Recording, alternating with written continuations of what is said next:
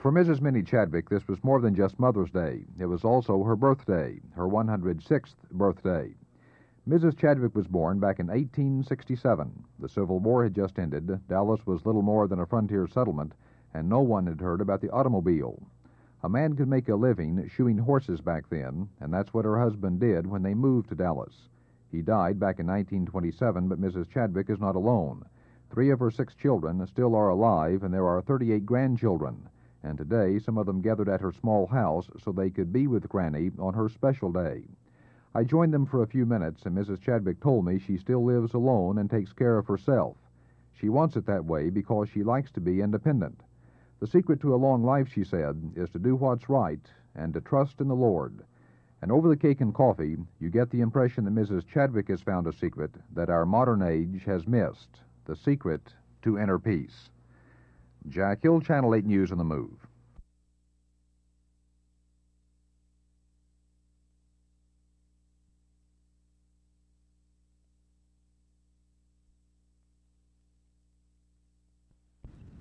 The church has no specific, know that the church has taken a stand on this at all. Its application to all the areas of life. This Monday? That's correct. And you will support Mr. Richardson's view of COG? Or just to drop out of COG? Here, Well, of course, that's one of the main... What do you want the commissioners to do then, to continue?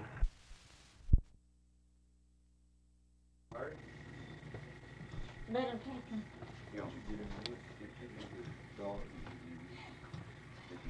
Oh, I thought I was a granddaughter. Well, cut it. Cut yourself. Well, boy, is that mine? Man, that's going to be mine. I'll tell you that. That's it. You know that. Nobody. I talked about me. Well, you sit there and I'll get it.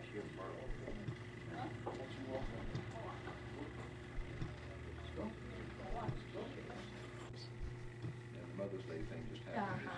Come on. Well, see, but it comes separate days. Well, get in here. And then you can take me to come sit down. All this length of time, and she can't get a picture in the paper on her 100th birthday, and her father suddenly did it. She was on the front page. Yeah. You check this out. No.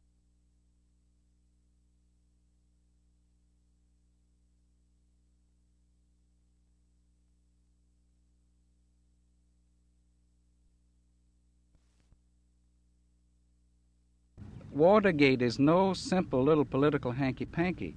It's wiretapping, theft, burglary, breaking and entering, perjury, malfeasance in office, suborning perjury, bribery, forgery, obstruction of justice, various forms of conspiracy, numerous violations of campaign and election finance laws, and these have been planned and condoned and committed and covered up at high levels in the government of the United States. When you have people sending in 3,000 telegrams with fictitious names to support a policy of the president, and these people don't exist, you are misusing the democratic processes.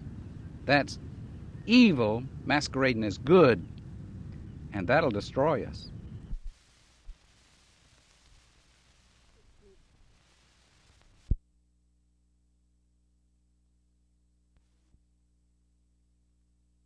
I think that, in all fairness to everybody concerned, that what should actually occur is not only the commissioners, but the city councils go into a study in depth of COG, its position and its effect on the communities and the taxpayers, and to expose these things openly to the public and let the public make a choice as to whether they want to continue with elected officials or whether they want to continue with COG, and what role COG will play. I think this is a public decision.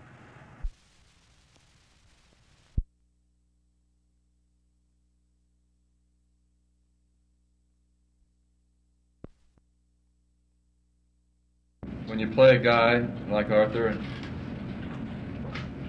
and there's so much at stake, and and yet we are very good friends. Well, then you start to question yourself about something like that, and it'd almost be worse to win a match on an incorrect call like that particular one than to have lost the match in the 50,000. I mean, it's you got to live with something like that. In a situation like this, I think it would be very difficult. So I was pleased to find out that it was a correct call.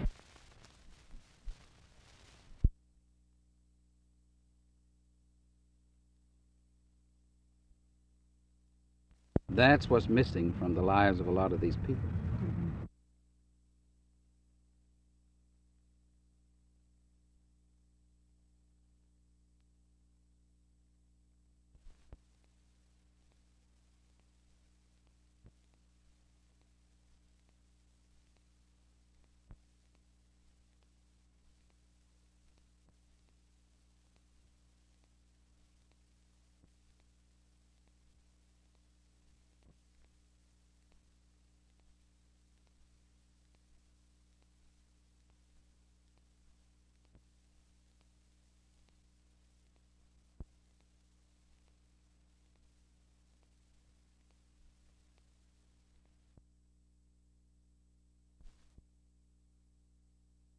Upsetting the local powers, the decision making, and not having to stand for election to expose their plans and programs to the public. Basically just not performing as any elected official would be required to perform, but still having the powers to say you can and cannot do certain things.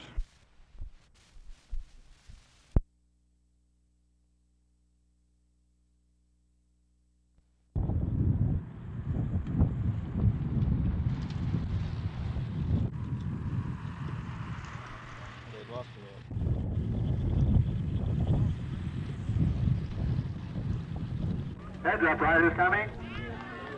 This is the lead group. Watch it carefully. The lead track headed by John McPherson. Oh, it's right there. With the Glendale.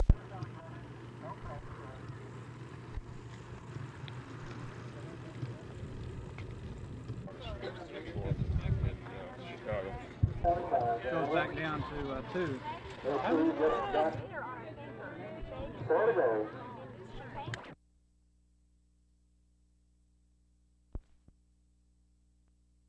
No, I don't think it was the best match that Arthur and I have ever played. I think that actually the first set I played very well. Arthur never seemed to go in at all in the first 2 sets. But I didn't make too many errors, and I was moving well, and I got a lot of balls back. In the third set, Arthur broke that first game and started to play well. Started to hit the ball harder, started to go for more passing shots, and he got going in his game, and then the fourth set, of course, was a little bit more even all the way along.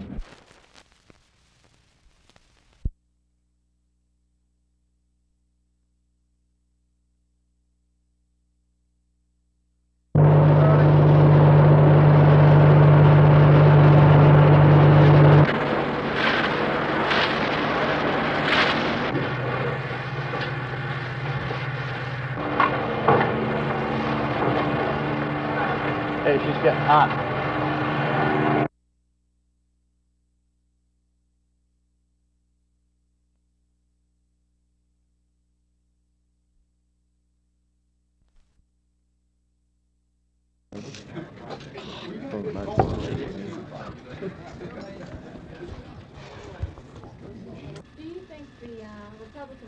Your political plans, that very well may be.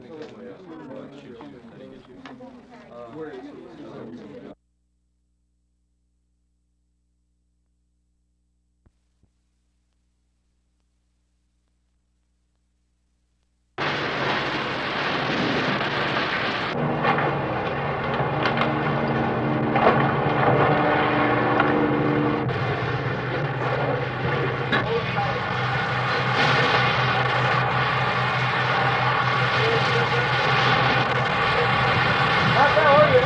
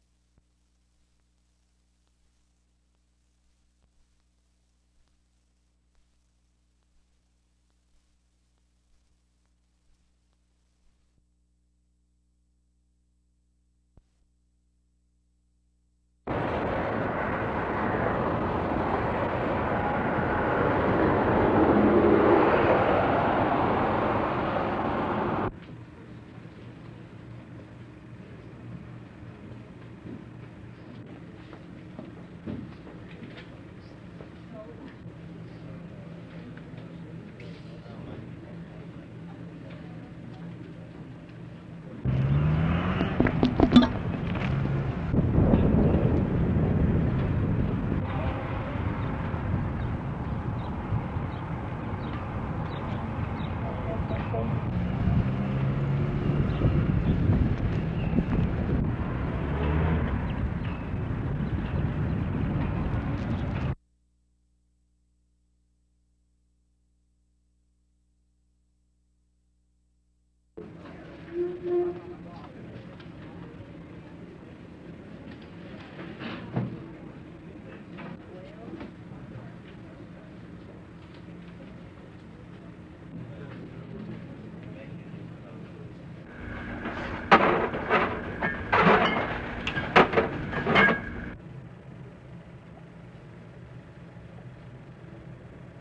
Would you please?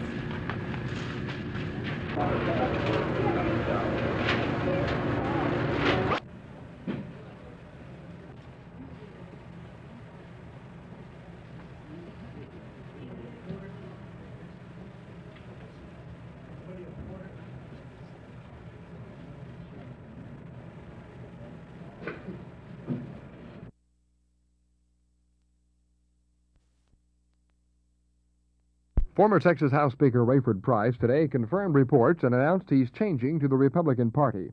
He said he doesn't like the Watergate mess, but he feels that's separate from the Republican Party, and now's the time to help it. But mainly his decision was philosophical. It is based on the fact that, like John Connally, I strongly feel the Republican Party more nearly reflects my personal political views and the views of the broad majority of citizens of Texas and throughout the United States. I don't feel my own philosophy has changed from the period in which I served 12 years as a Democratic state representative, or from my period as Speaker of the House, also as a Democrat. Rather, I feel that the Democratic Party has moved away from the mainstream of life, ignoring the desires and voices of the majority. I am not seeking public office by making this announcement. Rumor has it that as many as 20 legislators and others may join the Republican Party, following John Connally's lead and now Rayford Price. However, don't look for that to happen until summertime, because it's just not logical for legislators who have bills pending to join a minority party. Or it might even be after Watergate settles down before they would change. One of those who is mentioned by name is Bud Sherman of Fort Worth. When I ask him about it, he only chuckles. Who knows, we may be watching a birth here. The birth of a two-party system in the Lone Star State. This is Roger McDonald, Channel 8 News on the Move. You say you're vitally concerned about the people who work for you. We are vitally concerned, too, for those people, but we have even more concern for the health and the lives of and the safety of these people, thousands of them who live within a radius of 2 to 3 miles of your plant and the other two plants that the 30-day reading has indicated violations substantially above the standards that our ordinance sets. To put all this in perspective, another point should be made. An earlier study conducted by the city indicated that the lead level in the blood of some of the children who live near these smelters was less than for some children who lived outside the test area.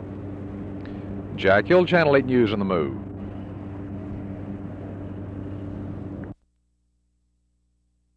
Briscoe, who has actually been the one pushing for the Fair Employment Ordinance, asked that the matter be delayed for vote by the Council until May 29th. The Council had agreed in their pre-Council session this morning to place the matter on today's agenda. However, Briscoe surprised the other Council members by asking for the delay. He says the delay is needed to allow the citizens more time to respond to the Council on the ordinance, despite the fact that it would probably have passed by unanimous vote this morning.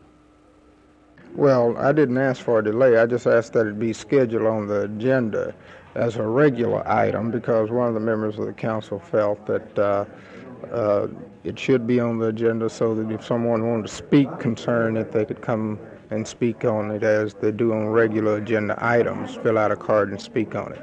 So that was the only purpose for that.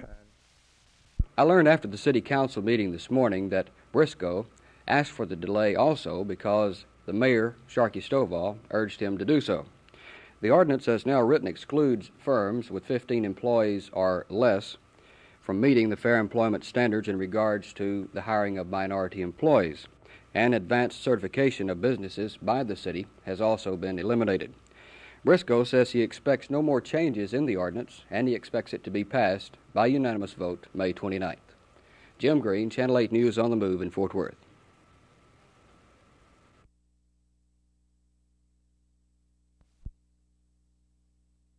The State Employment Commission is one place to get a fair indication of the job market or the rate of unemployment for any city. It's all based on how many people come in and fill out application forms. In Dallas, the unemployment rate is less than 2%. That's the lowest it's been in recent years. But in the next few weeks, there's going to be a lot of young people looking for work. On May 30th, the job market is going to be glutted with an estimated 5,000 students from Dallas schools looking for summer jobs. That figure doesn't include students from the suburbs surrounding Dallas. The Texas Employment Commission, the National Alliance for Businessmen, and the Dallas Independent School District will begin a program on June 4th to help place some of these students, but there are problems connected with it. Of course, the main problem is not enough jobs for the number of kids that are out of school. With 100% of your kids out looking for jobs, there's just no way that industry or the public sector can have jobs for all of these kids. The Texas Employment Commission reports that last year something like 3,300 students filed with their office looking for work under the job fair program, but the Employment Commission could only place 800 of them. This year, the National Alliance for Businessmen and the Texas Employment Commission say things are better. They hope they can come up with 5,000 jobs. They don't have that many commitments from business and industry, but they're hopeful. They say there's been a turnaround in the attitude of businessmen within the last few years. Businessmen are beginning to feel a sense of sociological responsibility. But even with this turnaround in the attitude by business and industry, and even with the low unemployment rate in Dallas, not every student who comes to Dallas looking for work is going to find a job. The jobs are there, but the competition is going to be tough, and the problems of the high school student are going to be compounded by the number of college students who will also be looking for summer jobs. And the college student has it over the high school student in two ways. He gets out of school 2 weeks earlier than anyone else, and he's older and more mature, which also makes a difference. I'm Rene Castillo reporting for Channel 8 News.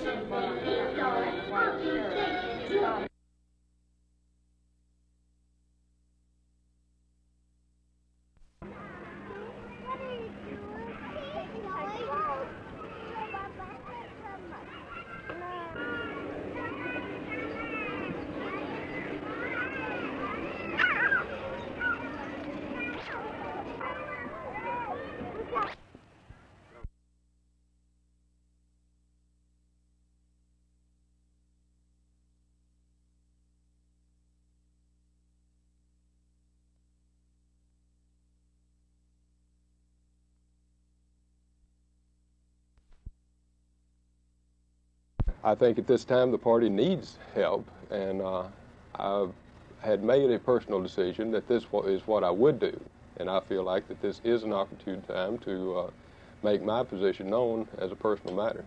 Do you expect others to join you from the legislature? Well, I'm not in the legislature, so I really have I've not communicated with members of the legislature whether there will or will not be. I would hope that at some point in time, some of them would, of course. Rumors persist that as many as 20 state legislators and others may also join the Republican Party, but don't look that to happen until after the legislative session is over. It's just not logical to join a minority party when you have legislation pending. Who knows, though, if that does happen, we may actually be watching what would turn out to be the birth of a two-party system in the Lone Star State. This is Rosser McDonald, Channel 8 News on the Move.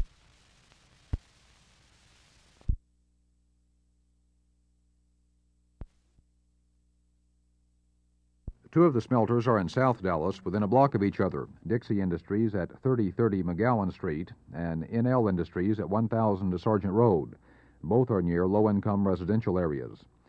The other smelter, the largest, is run by RSR Corporation. It's in West Dallas, near the intersection of Westmoreland and Singleton. All three get most of their lead from old batteries. And at RSR, that job is done by about 400 people who represent a yearly payroll of more than $3 million. Their boss, Howard Myers, came before the City Council today to reason against a court case. He admitted his company was in violation of the city's clean air ordinance, but he said the ordinance isn't realistic, that if it's enforced, people driving their cars would be guilty. George Allen reminded Myers that the council has been working on the ordinance for about 2 years before all 3 plants were monitored by the city during March, and according to Allen, public health must be the main consideration.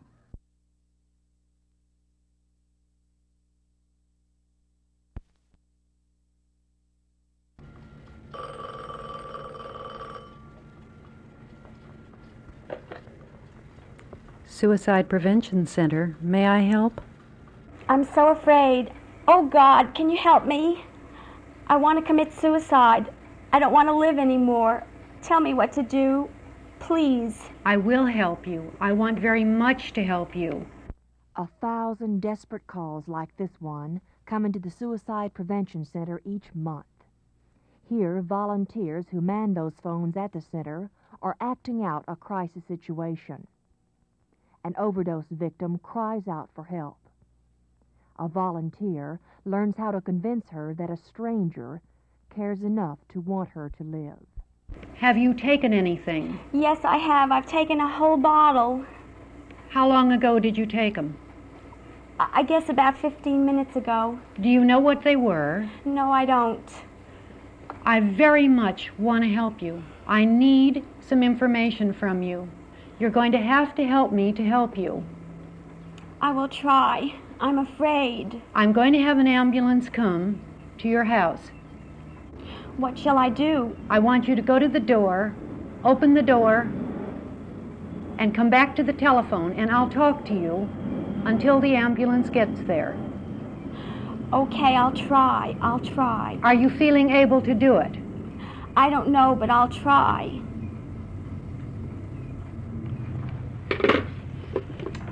Honey, I think that was awfully good. I think you got your real concern.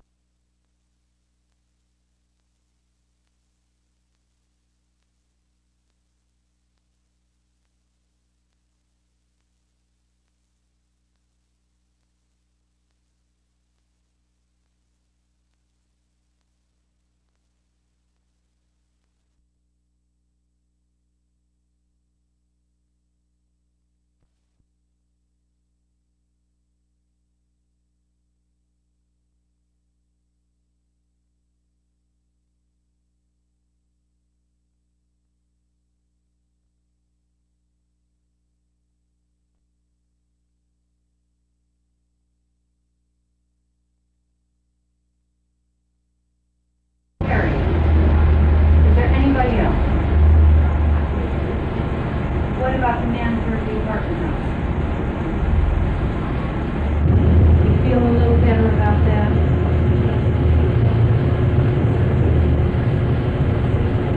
I can remember her telephone number. Give it to me now. 01? Yes. What's her name, Jim? I will call the manager of the apartment house.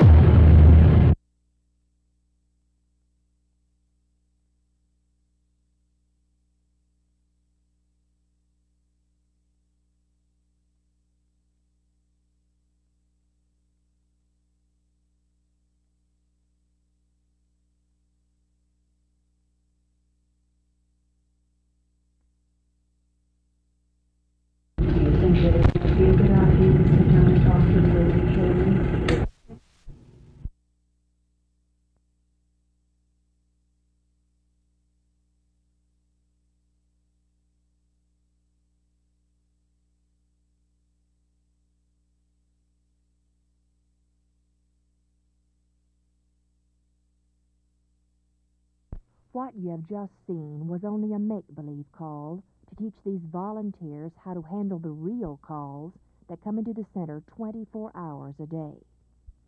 Their first job is to get the distressed person through an emotional crisis alive, refer him to professional help if necessary, then make a follow-up call the next day.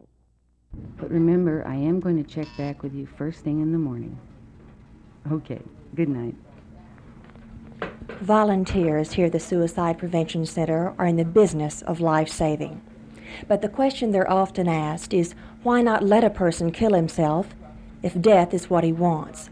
Well, their answer, most of them feel everyone does have a right to take his own life.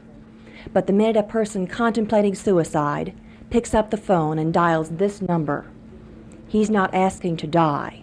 He's asking for somebody here to help him learn how to live. For Channel 8 News on the Move, this is Martha McIntyre, the Suicide Prevention Center in Dallas.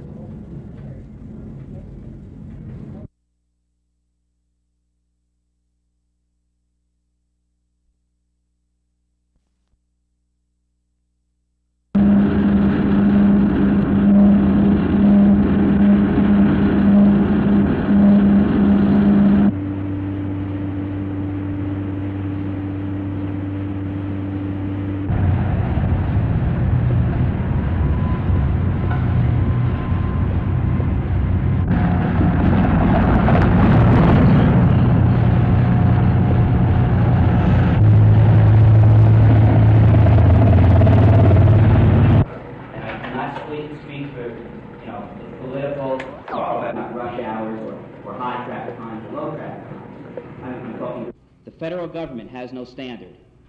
No state has a standard, nor does any other. File a lawsuit against a firm that is not in violation. Wasted that we. Morally, that's correct. And morally, in 70 or 71.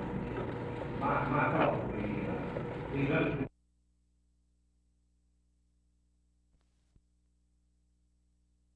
Well, we hear this one story here completely involved now. And the two-story next door, which was partially empty, was already involved and up into the attic itself. And this one here is when the back half was completely destroyed and the first half was just about half destroyed. This one over here, just the attic and, well, the one wall.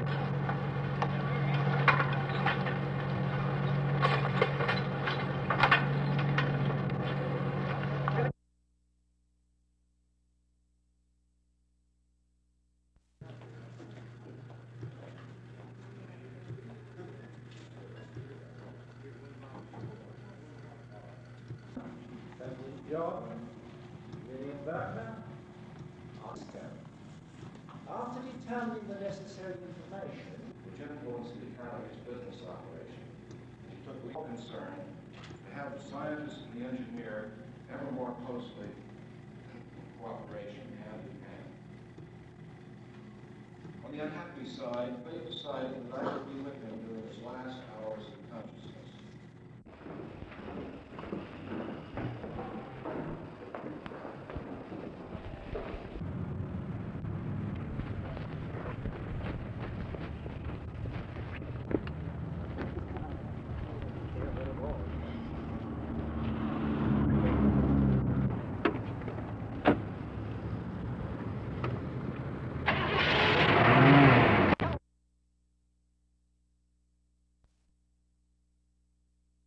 The AAUW Child Development Center is going to lose its home. Presently, this ambitious project of the American Association of University Women is housed in the Churchill Way Presbyterian Church for children 3 months to 6 years old. But as of August 15th, the Educational Center will be without a roof for its over 100 children. The church needs the space for its own programs and will not renew its contract. I talked with Chairman of the Board, Carol Hulbig, about the daycare situation in Dallas. It's very limited.